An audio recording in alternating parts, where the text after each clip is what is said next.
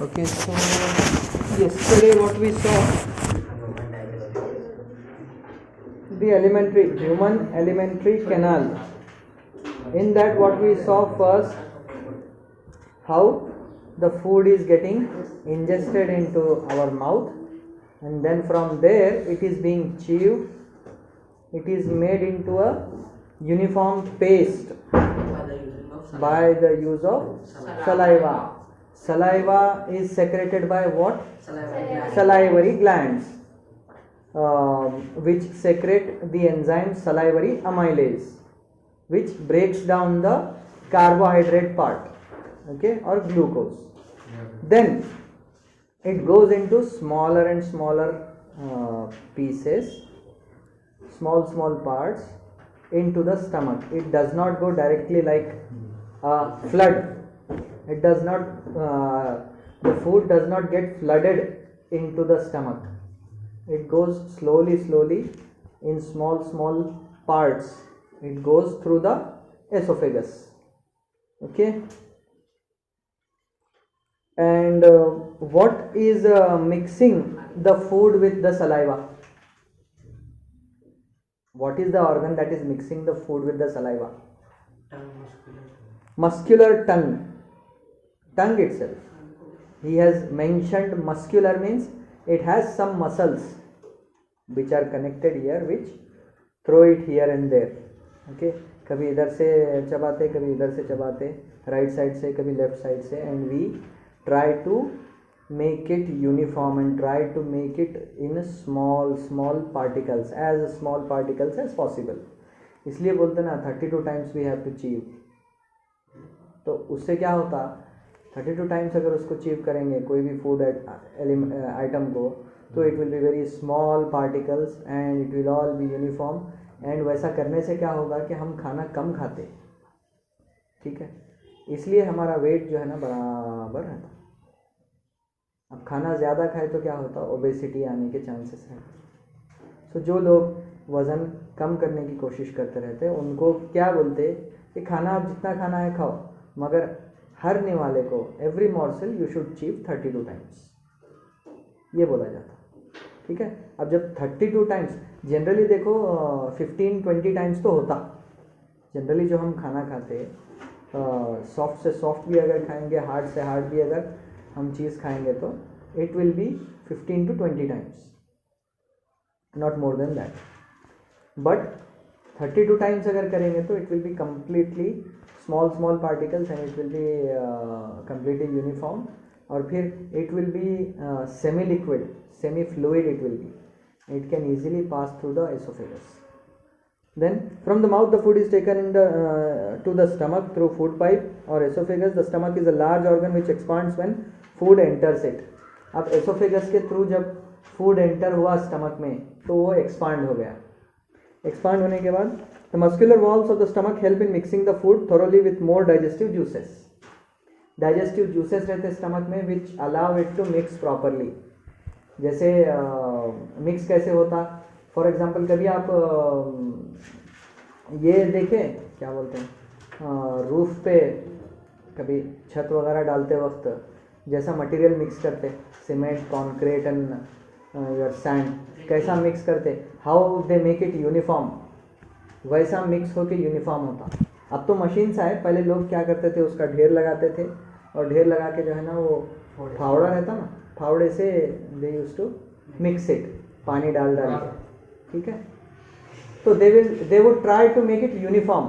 तो वैसे यूनिफॉर्म बना के फिर स्टमक क्या करता, after that the digestion in stomach is taken care of by the gastric glands present in the wall of the stomach.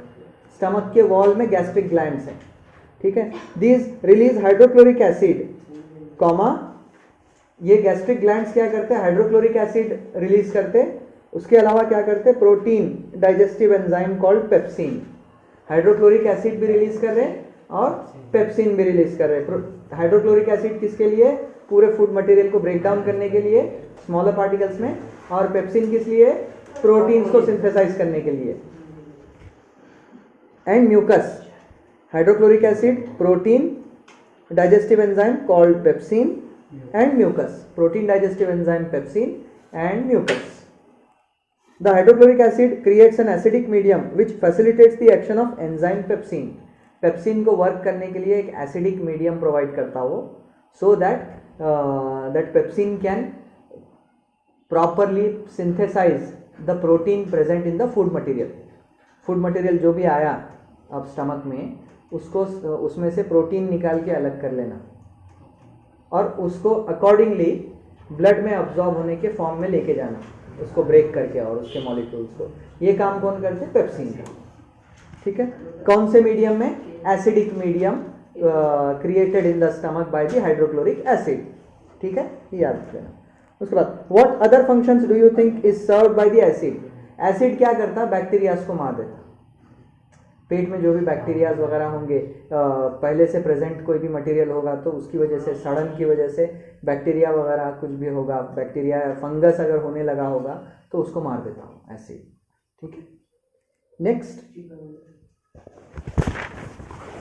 The exit of food from the stomach is regulated by sphincter muscle which releases it in small amounts. Exit of food from the stomach. Stomach में से क्या है? अब intestine में जाता. Intestine कैसा है?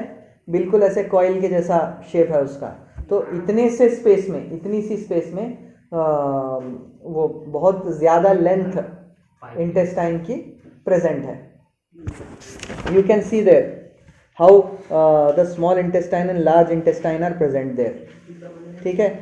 Small intestine कैसा है? बिल्कुल ऐसे कॉइल के जैसा है, बिल्कुल इस तरीके से. It is like coil. और the exit of food from the stomach is regulated by sphincter muscle which releases it in small amounts into the small intestine. small intestine की तरफ थोड़ा थोड़ा स्टमक क्या करता है? वो रिलीज करता है इनसाइड. अभी वो पूरा लास्ट स्टेज नहीं आई, अभी वहीं है, अभी खाना है, फूड मटेरियल है, food material is being processed now. अभी वो ट्रांसपोर्ट हो रहा. कहाँ पे ट्रांसपोर्ट हुआ? स्मॉल इंटेस्टाइन में ट्रांसपोर्ट हुआ. ठीक है. This is the longest part of the alimentary canal which is fitted into a compact space because of extensive coiling.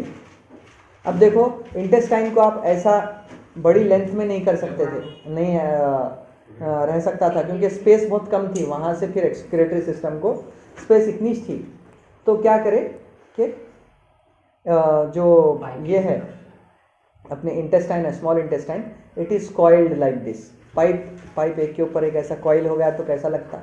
वैसा हो गया. ठीक है. फिर this is the longest part of the alimentary canal which is fitted into a compact space because of extensive coiling.